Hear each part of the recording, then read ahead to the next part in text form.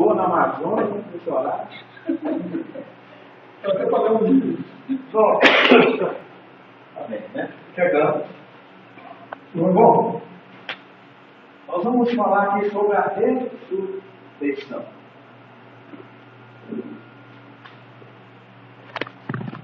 Os textos básicos que nós vamos usar vai ser 1 Coríntios 15, versículo de número 12 ao 19. E vamos usar Lucas, capítulo 16, 27 ao 31. Vamos ver esses dois textos. O pastor é a ressurreição. Eu vou abrir o Lucas.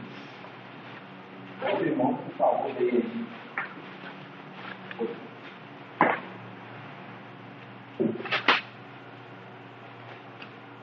Fica aprendendo nesses textos.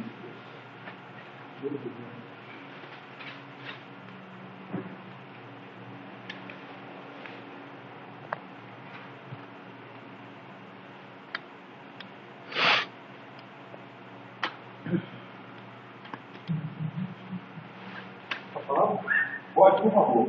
1 Coríntios, 12, 19. 1 Coríntios, 15, 12 a 19. Se a nossa mensagem é que Cristo foi ressuscitado, como é que alguma de vocês dizem que os mortos não vão ressuscitar? Se não existe ressurreição de mortos, então quer dizer que Cristo não foi ressuscitado. E se Cristo não foi ressuscitado, nós não temos nada para anunciar e vocês não têm nada para crer?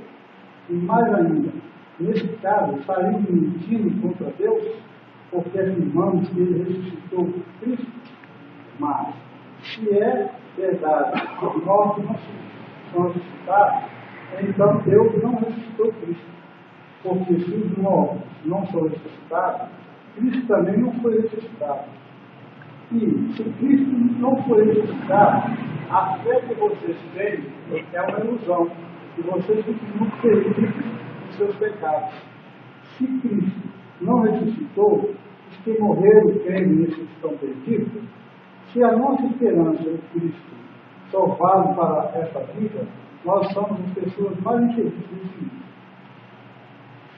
O que nós aprendemos sobre a ressurreição aqui em Coríntios? Que a ressurreição do Messias, né, ela é base para nós, para a nossa fé. Ok? Então, se não houver ressurreição, nossa fé vai estar meio abalada. Agora, nesse texto, qual é o assunto? Você já deve lembrar desse texto, 27 a 31.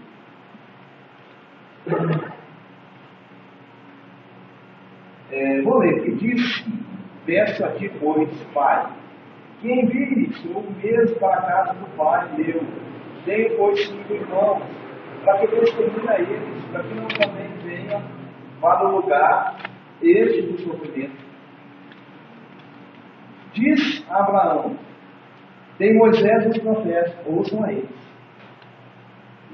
30. Ele lhe mandou: não, pai Abraão, mas se alguém dentre os mortos for até eles, se arrependerão.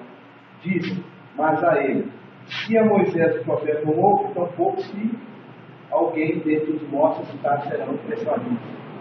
Queridos, qual é o assunto aqui? Aqui estamos falando que a base da salvação é o Messias. Aqui está falando que a base da salvação é quem? Moisés e os profetas. Qual é o detalhe desses dois textos?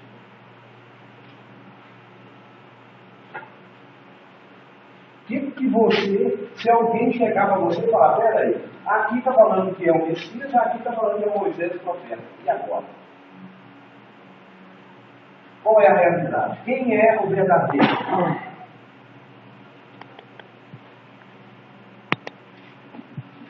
Qual seria a explicação, papai? né? Qual seria a nossa argumentação? Seria o tempo aí, no caso, o Lucas Yeshua está falando que passou antes dele. Aí no Coríntios, Paulo está falando depois que Yeshua morre. Muito bem. Qual é o detalhe que a gente havia mencionado lá atrás? Você tem que entender quando a Escritura está sendo ditada. Então, mas está na Bíblia. E se você analisar, até aqui o tempo, pode ser que de repente Coríntios foi até escrito antes de Lucas. Pode. Mas aí não sei. Pode. O que se refere o assunto, né? Só que o assunto de Lucas, ele está em qual tempo? O Yeshua ele estava vivo. Aqui, na verdade, Yeshua está contando uma história. Não é quando ele está vivo, não. Isso aqui pode ter acontecido lá para trás. Porque aqui não tem data. E tudo nos mostra que isso aconteceu lá para trás. Ok? Aí até um detalhe interessante. Por quê? Porque aqui é uma história que ele está contando de um fato acontecido para trás. Para trás tem o Messias? Não. Aqui, realmente, Paulo já está narrando, né, que o Messias já veio, já assumiu o lugar que a lei exigia do bode, né, o sacrifício lá, ele assume o lugar, e aí agora, ele assume também a posição, que é através dele que nós, né, vai ser a base para a nossa vida eterna. Tranquilo? Ou seja, qual é o detalhe aqui? Tempo em que a coisa está sendo ou está acontecendo. Aqui é, claro, depois de Yeshua, aqui é antes de Yeshua. Né? Quando Yeshua conta essa história, isso aqui já aconteceu lá para trás. Okay? Tranquilo? Vamos acelerar? Essa é mais fácil, né?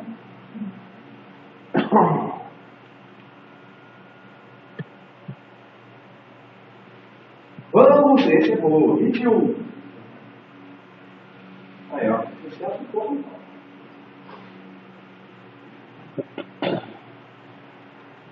Melhor que bom.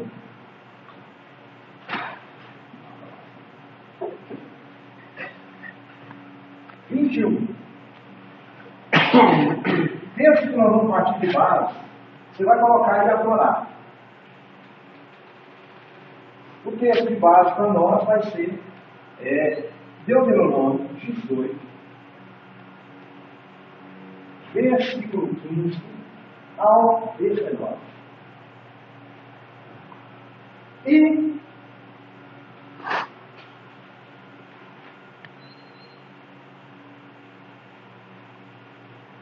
aqui tem um detalhe interessante, que é Hebreus 1, aqui vai ter alguns textos. 8 a 12 e 3 de 1 a 6. Vai dar para a gente ler.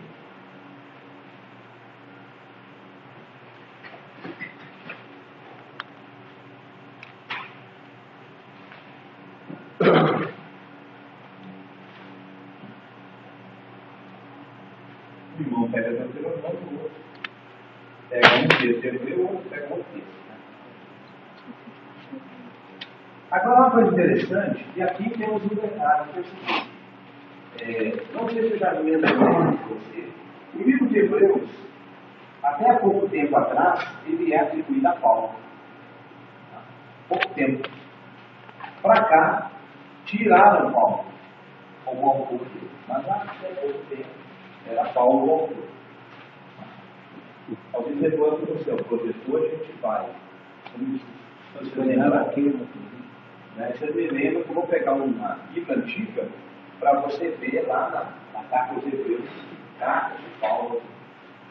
E agora é quem? Não, agora só tirou, só ficou carta aos Hebreus. Não sabe quem é? Não foi autor mais. Não sabe quem é o autor? Na verdade, eles descreditaram que fosse Paulo, mas não tem base nenhuma para falar de ninguém. Entendeu? Chuta alguns. Ok? Achou? Aí não pegou o Deuteronômio? No meio de vocês, Deus escolherá vocês um profeta que será parecido comigo, e vocês vão me obedecer. Lembrem que naquele dia em que estava reunido ao pé do Monte Sinai, vocês oraram ao Senhor assim: ó Deus, nos obrigues a ouvir de novo a tua voz, nem ver a outra vez esse grande fogo, para que não morramos. Então o Senhor me disse: esse pedido do povo é justo. No meio deles escolherei para ele um profeta que será parecido com você. Darei a esse profeta a minha mensagem e ele dirá ao povo tudo o que eu ordenar. Eu castigarei quem não obedecer às ordens que esse profeta der ao meu nome. Ok? Hebreus. Mas o filho diz: ó Deus, o teu trono subiste pelos séculos dos séculos, cetro de equidade é o cetro do teu reino. Amaste a tua justiça e aborreceste a iniquidade. Por isso, Deus, o teu Deus, ungiu com um óleo de alegria mais do que teus companheiros. E tu, Senhor, no princípio fundaste a terra, e os céus são obra de tuas mãos. Eles perecerão, mas tu permanecerás, e todos eles, como roupa, envelhecerão, e como um manto os enrolarás, e como um vestido se mudarão, mas tu és o mesmo, e os teus anos não acabarão. 3:1 ao 6.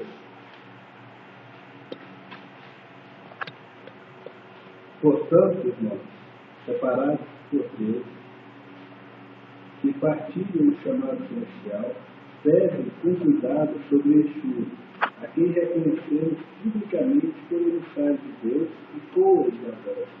Ele foi fiel a Deus, que o havia constituído como Messias fiel em toda a casa de Deus.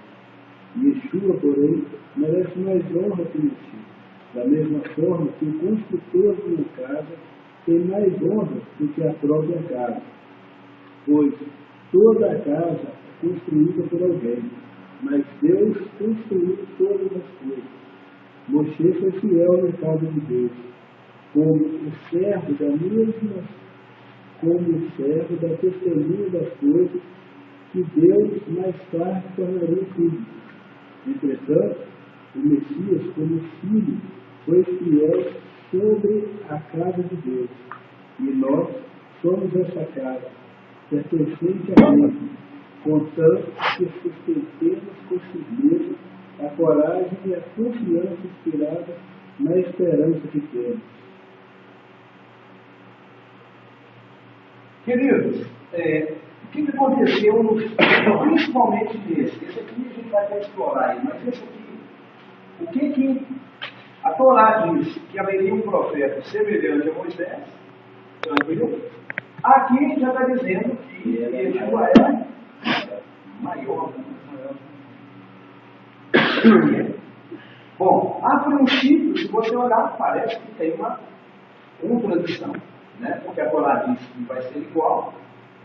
Vem Hebreus e diz que ele é Maior. Agora, o que nós temos que entender primeiro, a princípio, o que está sendo dito aqui? E o que está sendo dito aqui? Ok? E aí agora vai entrar aquela história que a gente viu lá atrás. Uma coisa chamada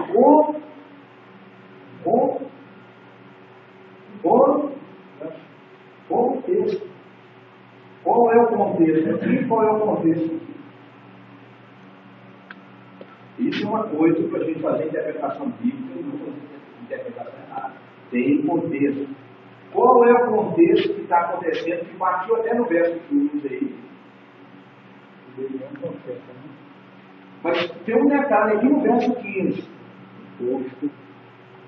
O povo desobediente para Deus foi no alto. É para não ouvir mais. Se não ouvir Para Deus não falar mais com eles. Para Deus não manifestar mais no meio deles. Para que eles não. Não é isso? No começo, esse contexto, quando vai chegando aqui no 18, o próprio Deus diz: olha, eu vou dar para vocês um profeta semelhante a Moisés. Mas esse semelhante a Moisés é em que sentido? Qual é o contexto que está sendo tratado aqui? Você não fazer? As palavras. Ok? Então, o contexto aqui, nós estamos falando de palavra. Por isso que eu falo. Eu vou levar para um profeta para vocês. E esse profeta tem que ser. Tudo que ele falar tem que ser ouvido. Porque ele vai ser a minha boca.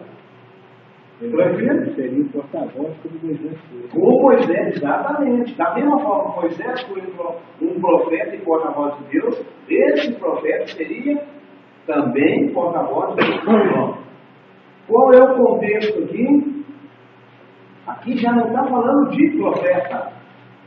Aqui está falando da pessoa de Moisés e a pessoa do Messias. Não está falando de cargo profético. Está falando da pessoa. Ok? A pessoa de Moisés pode se comparar com a pessoa do Messias? Não. Uma pessoa é muito superior à outra. Na questão profecia, os dois são iguais?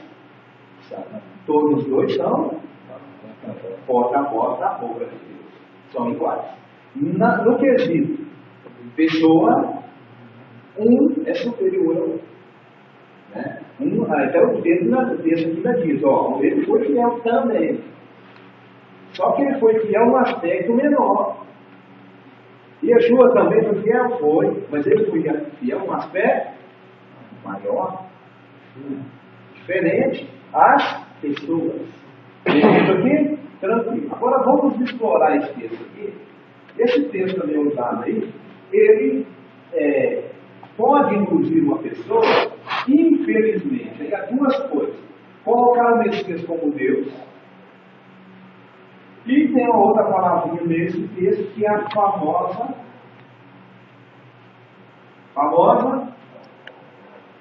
adoração. Vamos lá? Primeiro, vamos pegar o primeiro, que já começa o verso 8, né? Não.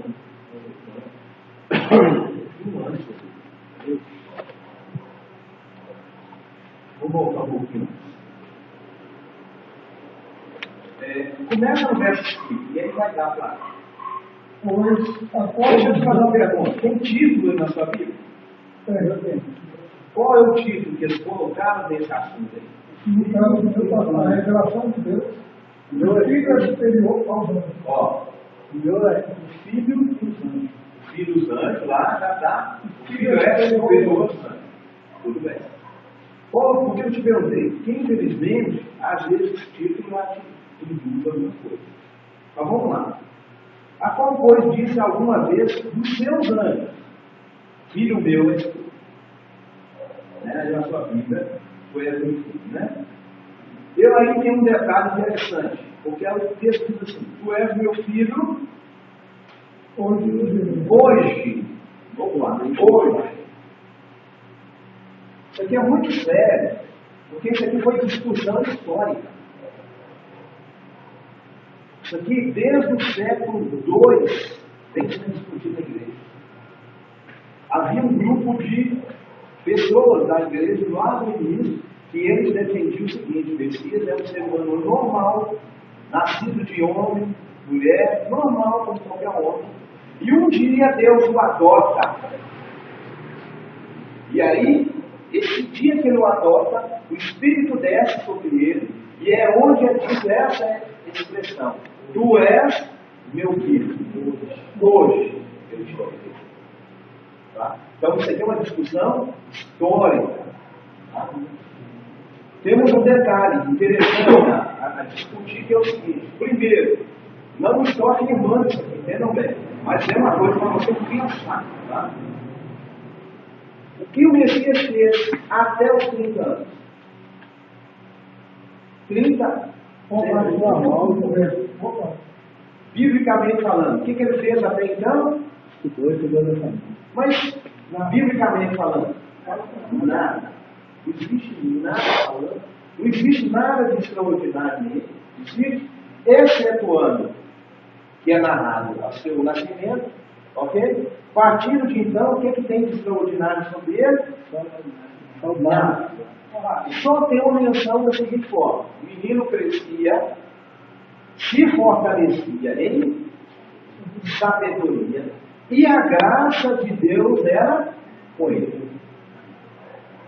Confere? Isso é biblicamente falando. Como a Bíblia diz que ele está na sinagoga, lá no templo, debatendo ali, ensinando, e todos se admiravam e tal, isso também não guarda. Na verdade, o que o texto diz? A tradução portuguesa colocaram ele ensinando. Ele não está ensinando nada, ele está fazendo isso. Eles admiraram das perguntas que o menino de 12 anos está fazendo. Esse é o contexto. Entendeu? Não que ele está ensinando, porque ele traduz como ele está ensinando para diminuir alguma coisa. Mas a realidade é outra. Ok? Ou seja, excetuando isso, que ele está crescendo, se fortalecendo e sendo, as pessoas estão olhando nele uma pessoa especial. Tirando disso, tem alguma coisa falando dele? Biblicamente? Bom, tem manuscritos bíblicos antigos também que dizem, e que em algumas Bíblias foram mudados. Uma série de textos onde aparece, que é muito comum em algumas Bíblias, está assim: sua mãe e José. Um monte de texto é isso. Por exemplo, ele fica em Jerusalém, aí eles descem, aí o texto diz assim: e ele ficou em Jerusalém e não souberam. Aí tem seus pais. Tem uma versão que é seus pais, tem uma versão que é e não soube sua mãe. O que isso te induz? Primeiro, você tem dois manuscritos. E não souberam seus pais. Tem um monte de textos. E nesses textos onde está isso, já apareceu, existe as duas coisas. Aí chegaram lá aqui e colocaram aqui. Ok? Pais. Não posso fazer isso. Segundo um fato interessante. Quando você lê Paulo falando dele, Paulo vira e fala assim: esse é o Messias que vocês mataram e tal, para vocês ficarem, etc. E ele é descendente de Davi, segundo a carta de Paulo. E a pergunta a se fazer é o seguinte: quando Deus dá uma promessa para Davi, como é que ele fala para Davi? Petit, né? Literalmente, está lá no texto, das tuas entranhas. Vai nascer um camarada. Mas Maria também não é isso. Mas aí tem um problema. A mulher carrega semente. E na verdade, a promessa é da tua semente. A semente é passada através dos pais. E aí? Entendeu? E aí, então, existe um texto falando que dos pais, existe Paulo falando que ele é descendente físico de Davi. Existe esse texto de Hebreus dizendo: tu és meu filho. Hoje. Então antes ele não é filho de Deus? Hoje eu me tornei seu pai. Hoje eu me torno Hoje eu te direi. Eu aprendi também a questão do debate. Aquele ponto mesmo que é colocado, que ele foi gerado pelo Espírito, no dentro de Maria, por exemplo. Aí é um ponto também de contenção. Esse texto ele tem um pequeno problema, porque nós não encontramos ainda, nós não encontramos um manuscrito que tire ele fora do texto. Eu até tenho lá, eu vou fazer uma análise, porque eu, para falar a verdade, eu não tive essa curiosidade de olhar isso. Vou conferir depois que eu falo isso. Mas, um pouquinho antes, nós temos. Por quê? Há uma citação, entre aspas, de Mateus, falando que ele nasce numa vila para que cumprisse o quê? As escrituras. Que foi dito por quem? Lá está claro no texto. Isso se cumpriu para que se cumprisse, foi, aconteceu para que se cumprisse, foi dito pelo profeta Isaías. Ora, quando você chega no texto de Isaías, ele não está falando de Yeshua, ele está falando de uma outra pessoa. O assunto lá não é o Messias. Aquela de uma virgem. Eles vão ser pessoas. Mas se você pega o contexto lá, não está falando de Messias.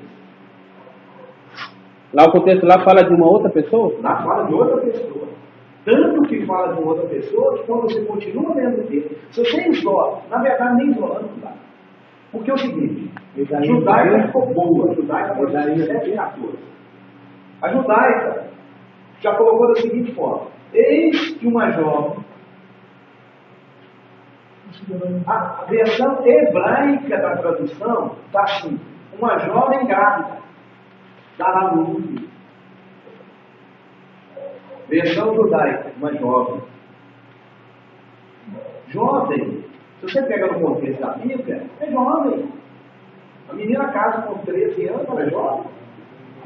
A jovem engravidará, dará luz ao filho e chamará Emanuel. Deus está conosco. Deus está conosco. O nome dele não é Emanuel? Ele é Deus conosco.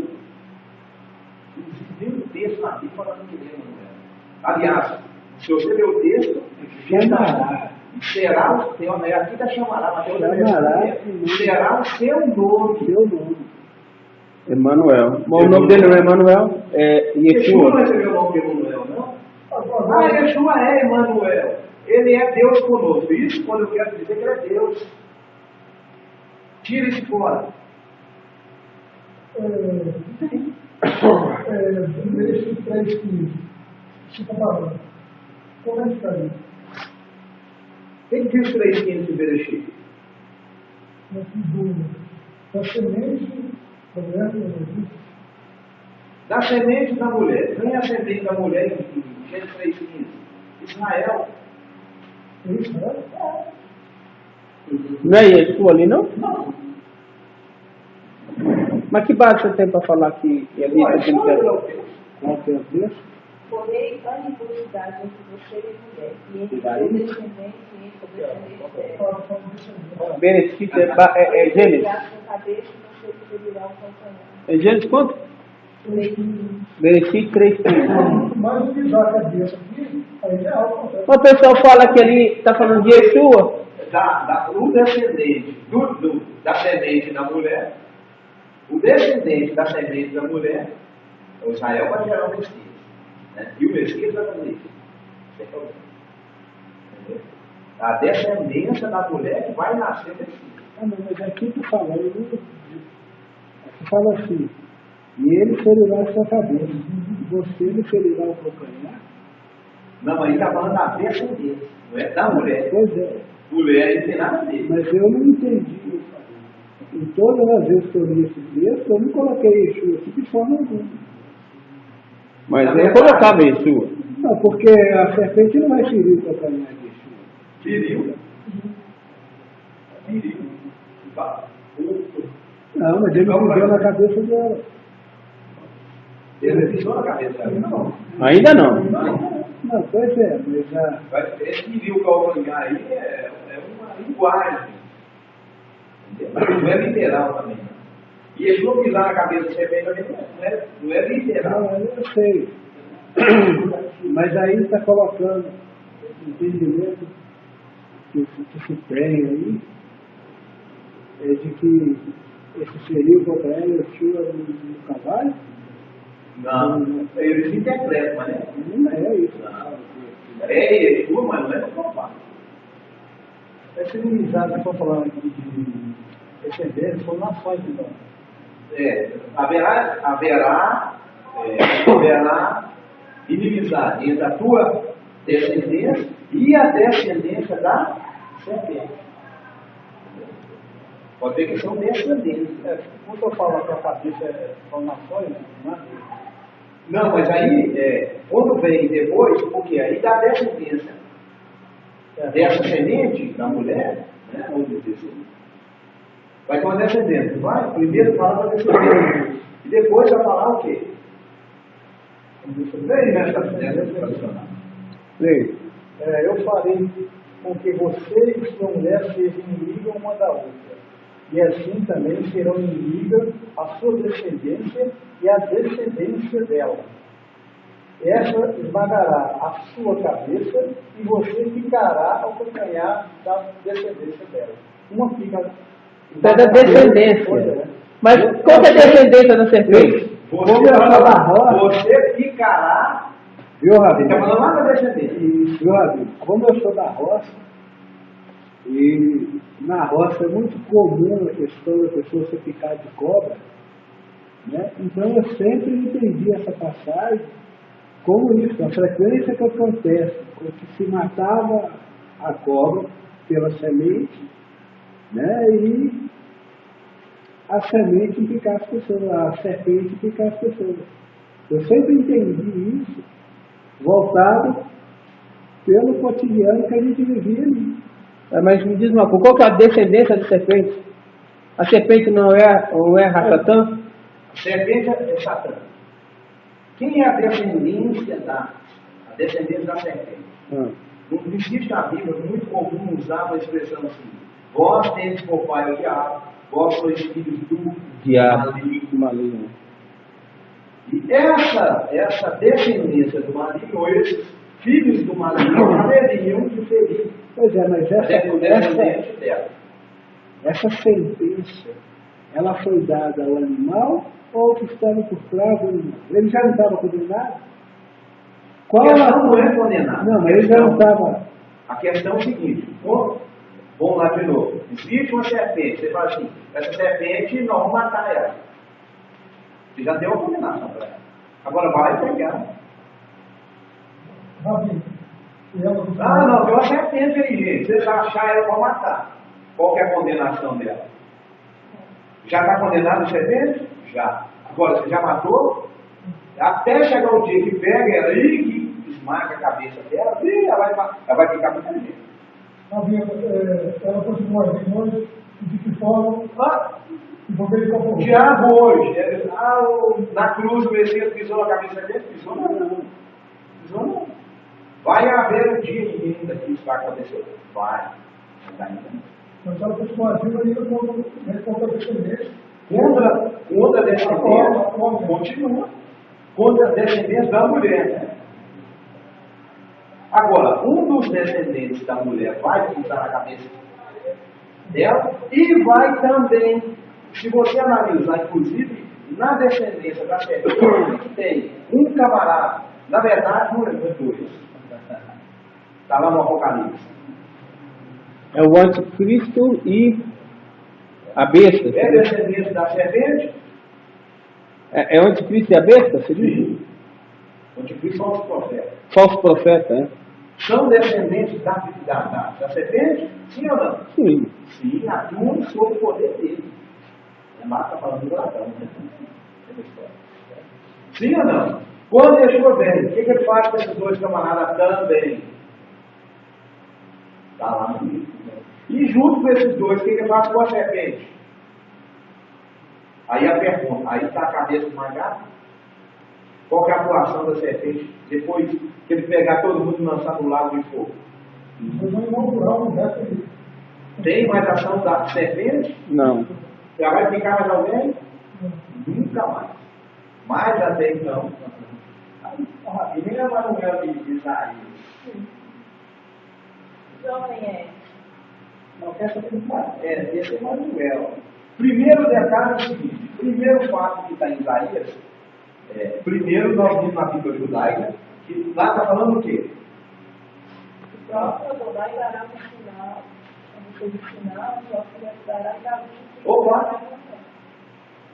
Uma jovem, ou a jovem, né? Engravidará. A jovem engravidará. Pronto. E vai nascer dele um filho. Vamos dar o nome para esse menino de Manuel. Pronto. Yeshua recebeu esse nome. Isaías que número, gente? Isaías 7. Isaías 7, 14. 14. Yeshua recebeu esse nome? Não. Alguém chamou Yeshua de Manuel? Tirando lá a citação. E aquele texto que fala: o seu nome será maravilhoso, Deus Não, é forte, outra Pai da história. eternidade. Lá não tem Manuel também não. Mas Tem alguém chamando Yeshua de Manuel? Na Bíblia? Não. Foi. Gente, se a profecia é para Yeshua, na hora que o anjo chega, qual o nome que ele tem que falar para José? Manuel, né? Teria que falar Manuel. Ô José, vai nascer um menino de você, sua esposa é virgem, vai nascer esse menino. E para completar o que já foi dito pelo profeta, o nome desse menino será Manuel. Bate aí uma profecia? Bate. Foi isso que aconteceu com Yeshua? Não. Então começa aí. O texto na judaica está dizendo que é uma jovem, não está falando uma virgem. Uma jovem. Aí também está jovem? Tá. E aqui não é nem a judaica, A minha nova, novo, Qual que é a sua Bíblia? NVI, né? NVI? LTE. Não, é a mesma, o manuscrito é o mesmo. É em português. Mas então, lá em Mateus está falando, né? Nos originais, os mais antigos, consta essa citação? É isso que eu disse. Nós teríamos que, eu tenho lá, vou até dar uma conferida, se também tem isso lá, tá? E se tem aquela questão da Maria está viva. Okay? Apesar do seguinte, o texto daí não serve de base. Por quê? Leia o verso 15 aí, você vê. pois é, mas aí vou fazer uma outra pergunta. Se foi José, o pai, e tudo indica que foi antes de serem casados, pela história que é contada. Então nós estamos falando que Yeshua veio do pecado. Não. Ué, mas ele não podia ter relação com ela ainda? Uai, Deus precisava de fazer, ter relação com a gerar? Não, pois é. Então, E se Deus vai lá e José pega o O sêmen dele? sêmen dele e gera Maria? Ou pode ser até o sêmen. Ou pode ser até o sêmen de Corpo Davi. Mas isso hoje, Tá. será que Deus não podia? mas aí eu volto a falar isso definiu uma disseminação artificial. Pode. Não, presta atenção, não estamos. Nós não estamos afirmando Só nada. estamos cogitando. O que nós queremos eliminar do Tá. texto? Porque o que eu queria colocar é exatamente o fato de José ter conhecido Maria antes da hora. Podemos falar isso? Não. Temos mais comigo? Não. Podemos falar, porque não temos mais comigo. Mas se vamos imaginar que eles se casaram, tudo bonitinho, veio o menino, qual é o problema? Não tem problema. Filhos nascem de casamentos, tem pecado? Não, foi isso que eu coloquei. Entendeu? Porque isso é a católica que gerou. Mas se a gente pegar o contexto, quando o anjo aparece a José, ele estava no seu coração falando: eu vou embora porque eu não a conheci. Ele já estava grávida? Ela já estava grávida. Quando, na verdade, é o seguinte, ele ficou sabendo da história e ele propôs largar ela. Isso. Pergunto para você, é isso que eu te falei, nós, infelizmente, nós não podemos afirmar. Sobre Mateus não podemos falar nada. Então nós temos que ficar com o que está na Bíblia. Bom, o primeiro fato é o seguinte: quem tem interesse de manter uma virgem? A católica? Só a católica. Para nós, Se ele é virgem, ela, de vez em vez, então, o importante é o macio mesmo. Não muda, não vai alterar o poder dele, não vai alterar o que ele fez, Mas nada. aí teria que estar alterado todo o contexto da história. Porque a parte de José também, então, eu descartaria. Mas a questão é o seguinte, vamos lá. A mulher fica grávida. É virgem? Vamos considerar que está na Bíblia. É virgem. O fato é o seguinte, o fato que nós não podemos conceber de forma alguma é que Deus foi engravidou a mulher. E esse camarada que nasce, ele é meio Hércules, Apolo, ele é meio Deus, meio homem. Isso é que a igreja criou e que nós não podemos aceitar. Vamos falar, fala do mesmo jeito que está na Bíblia de hoje? Não, qual é a questão sobre esse assunto aqui? Bom, ela pode estar viva, pode ser uma viva? Pode. Pode, não é um contexto. José pode não ter a conhecido? Pode. Sem problema. Eu vou mais longe assim, vou falar uma coisa que eu acredito que ainda pode ter acontecido. Ele não é descendente de Davi? Sim. Deus não falou que da semente de Davi ele iria Será? gerar? Sim.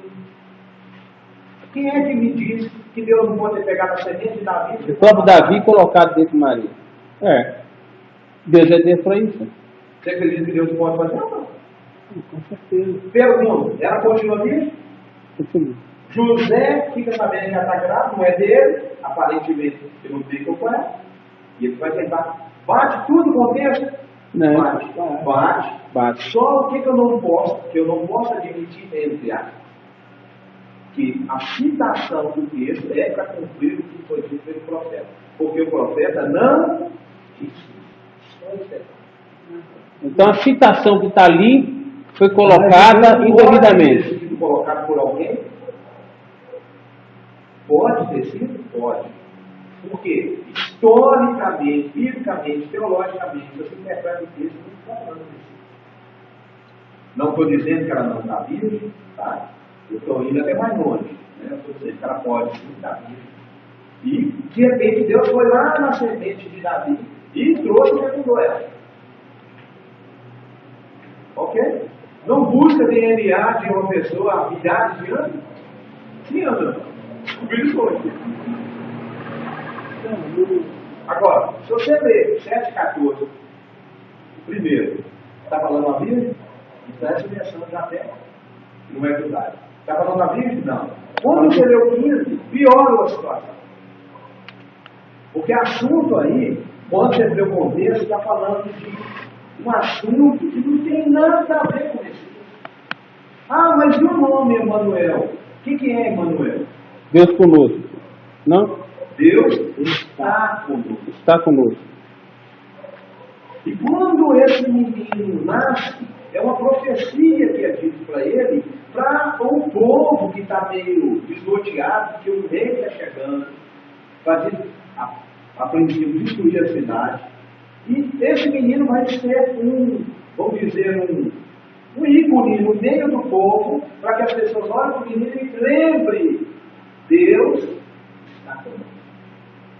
Aquele menino, naquela época, ele seria chamado de Emanuel por causa disso. Pode até ler o texto. Inclusive, a continuação do texto ainda fala que esse menino ele tinha uma comida, que não tem nada a ver com esse livro. Pode ler isso. Leite coalhado e mel. Leite coalhado e mel. Não tem nada a ver. O Messias até bebia vinho. Não, ele comia carne. Até que ele saiba discernir bem mal a comida dele, não é isso? E devemos ver mais uma profecia em cima. Na verdade, antes que esse menino saiba discernir bem do mal, que continue, por favor. Quando ele chegar à idade de saber escolher o bem e rejeitar o mal, o povo estará comendo coalhada e mel. Aí já mudou até a Bíblia. Porque lá na outra é ele comerá. Mas tudo bem. Aí está falando que Aí ele comerá leite coalhado e não ele. Só fala que ele vai saber escolher o bem e o mal e o povo estará comendo coalhada e mel. Mas continua agora. Mas, mesmo antes desse tempo, o rei Agás, as terras daqueles dois reis, que lhe causarem tanto medo ficarão completamente abandonadas. Está vendo que o menino é referência aí para uma coisa que Deus vai fazer na frente? Na verdade, se você ler o contexto, o que aconteceu aí? O rei de Israel foi lá e ajuntou mais um rei para atacar Judá. E Judá está tremendo de medo, porque Israel se juntou com a nação pagã e vai atacar. E aí Deus manda o profeta chegar e falar assim: deixa eu te falar uma coisa, eles não vão atacar essa cidade, eles não vão lançar uma flecha nessa cidade, porque eu estou com vocês, eu não vou deixar. E aí o profeta chega para o rei e fala: rei, fala uma coisa, se você não está acreditando na palavra do Senhor, não, pede para ele ensinar. Pode pedir no céu, na terra, no inferno, onde você quiser, pode pedir. Se você não está acreditando na palavra do profeta, pede um sinal para Deus. Aí o rei vira e fala: de jeito, posso tentar Deus. Não? Aí o profeta diz que Deus poderia ir lá, porque Deus estava mandando ele pedir um sinal. Aí é onde veio o verso 14. Você não vai pedir um sinal? Não, então tá bom. O próprio Deus nos dará o sinal. A virgem vai dar a virgem. A jovem vai nascer um filho de uma jovem. Este menino vai ser chamado de Emanuel. Quer dizer o quê? Deus está conosco. Deus está conosco. E tem um detalhe: esse menino, ele vai comer, aí que a sabedoria mudou, ele vai comer coalhada e mel até saber discernir bem e mal. E tem um detalhe: antes dele saber discernir bem e mal, essa terra dos dois reinos, você está entendendo? Vai estar desolada. Se continuar lendo, a hora que chega no capítulo 8, vai falar dele de novo, só que lá vai falar assim: ó, Emanuel. Aí o menino já nasceu, já está grande. Mas aí é questão, pegar um versículo e não olhar o contexto. Isolado do contexto. O problema todo é isso, versículo fora do contexto. Tem que olhar o contexto. Tem mais um detalhe. Por causa do a contexto. palavra virgem aí no texto é alma. Ama. Alma. Alma. Em hebraico. Hebraico? Alma. Ah, mas existe uma tradução para amar como virgem. Sim, existe. Mas a palavra virgem, no contexto mais profundo, é desolado. Mas alma não significa virgem, não? Não. A tradução melhor para alma é jovem. Ah, está lá no livro de Cânticos. Então a virgem na dança alegrará. Pode ser jovem também. Então a jovem na dança se alegrará. Qual o problema? Mas traduzir como virgem. Só que dentro lá, se você vai lá na Torá, falando do sacerdote, o sacerdote não podia casar com qualquer mulher, e está lá o texto, com uma virgem, aí a palavra é dentro lá. A Raquel, que era uma Filho. e o Deus diz assim: a qual nenhum homem havia conhecido. Qual que é a palavra? Quando aquela jovem casava, a primeira noite que ela tinha, ela trazia um lençol que entregava para o seu pai, com sinal beduíno, sinal de virgindade, entregava para o pai. Está vendo que está tudo relacionado com essa palavra? Virgem, virgindade, sinal de virgindade. E amar significa jovem. Tanto é que está traduzido nessa como jovem, na judaica como jovem. Inclusive vários versículos, várias traduções bíblicas está como jovem. Está entendendo? Ou seja, o assunto, mesmo que a jovem pode ser virgem, não quer dizer que ela seja. Ela pode ser jovem e não ser, somente se ela casa com 13, 14 anos. É uma jovem, não é? A questão aí, então, é que aquele versículo, citando Isaías, não confere. É só isso a questão. Não é questão de ela ser virgem, não, isso não está em pode ter sido uma virgem? Pode. Pode também ter sido. De repente amanhã a gente descobre isso. A questão, tem Hebreus. a questão que não confere. Hoje, te gerei lá atrás. Mas quanto a essa questão do ovo, o que se pode afirmar? O que acontece? Houve na história da igreja uma interpretação dizendo o seguinte: quando é que era esse hoje? O dia que o Espírito desceu sobre ele. Até então, naquele momento, ele é gerado Filho de Deus, e é a partir daquele momento que ele recebe a autoridade para reagir como Filho de Deus. Até então, ele era só promessa. No batismo, No batismo, depois do batismo. O Espírito desce sobre ele, a partir daquele momento. Isso está historicamente falando, tá? Essa interpretação. E foi discussão aí.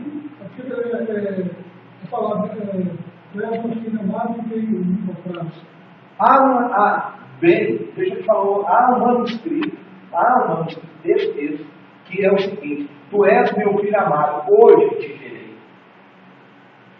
Que vai bater com Hebreus. Existe um manuscrito dessa forma. Quando fala que ele foi gerado pelo Espírito Santo, isso é... Não, mas a questão do gerado pelo Espírito, aí pode ser isso que a gente apresentou. De repente. Trouxe a semente de Davi. Ele pode ter pego a semente de Davi, pode ter pego a semente de José, que é descendente de Davi, e fecundado a Miriam, né, Maria. E aí ele vai nascer por uma obra do Espírito. Ok? É claro que por trás disso, a palavra de Deus foi que liberar essa ordem, essa autoridade para isso ser feito. Okay? Gerar em processo de ser fecundado e gerar em processo de nascer. No grego é a palavra só. É uma palavra só. Gênesis, na verdade. Tem Gênesis que é princípio, né? Eu ia falar de gerar para trás, e tem Gênesis que é gerar gestado. Aí entra o contexto, né, que quando você traz a história de que foi gerado por Deus, cai quase na história de Deus, né? A história grega, Mas mitologia, isso né? é o problema. O problema todo é isso. Vamos entender biblicamente, porque a gente já está aprendido. O que fica o Messias? Ele fica mestiço. Não, ele é 100% Deus e 100% homem. Ele é o filho de Deus. Não é isso que a gente foi aprendido aí? E aí fica esse trem meio esquisito. Primeiro, ele não é 100% Deus. Acho que Na minha vida tem até um negócio sobre jovens. A parte, a palavra hebraica traduzida por jovem não é termo que quer dizer virgem. Refere-se, isso sim, uma jovem de idade para casar. Se ela é virgem ou não interessa. Aí fala Gênesis 24, 43, Êxodo 2, 8. Essa palavra é traduzida por moça. A tradução de Septuagita, né? Que foi feita uns 500 anos depois do tempo de Isaías. Colocou a palavra grega para virgem. Cita, Septuaginta, Emanuel, em hebraico, essa palavra quer dizer Deus está conosco. Naquele momento crítico da história, o nome dado ao menino que nasceria era uma maneira de expressar a confiança em Deus. Você vê a capa dessa Bíblia? A capa é qual que é a versão? Quer dizer, ela aqui então está falando tudo que você está falando aí. Confirmando, então, que esse versículo não condiz com... Não sei se ele citou aí, mas a palavra que a Septuaginta usou foi essa aqui. E essa palavra na Septuaginta é virgem. Entendeu? Então o que ele fez? Ele pegou a palavra alma, que é moça, que é jovem, pode estar na idade de casar, pode estar casando, ser jovem, pode ser casada e não ser virgem mais. Não tem problema, é uma jovem. Ou pode ser chamada de moça, no contexto nosso, moça é porque era virgem. Né? Mas é muito comum, até a pessoa não conhecer a pessoa chamando de moça. Hoje é normal, é nova. Né? Olha para a outra pessoa, moço. Não, mas é casado. E ele usou na Septuaginta é a tradução hebraica grega do hebraico. E onde estava a palavra amar, eles traduziram como pátria. E pátria no grego é virgem. Por isso que foi traduzido no português como virgem. É porque alguém, quando fez a tradução usando pátria no grego. Do grego. Quer dizer, de certa forma pode ter sido induzido para poder justamente focar Pode. questão do catolicismo, que Maria, Virgem, tá, e essas coisas mais que nós já sabemos e já enfrentamos aí. Tranquilo aí? Né? Conclusão aqui da história. Deus pode.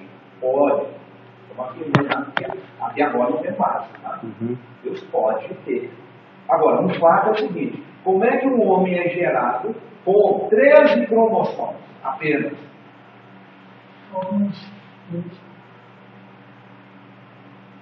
Quantos cromossomos que a pessoa tem que ter para ele ser um ser humano normal? 26. 13 paterno, 13 materno. Agora a pergunta: Yeshua nasce com 13 e é um ser humano normal? Já que só tem da mãe?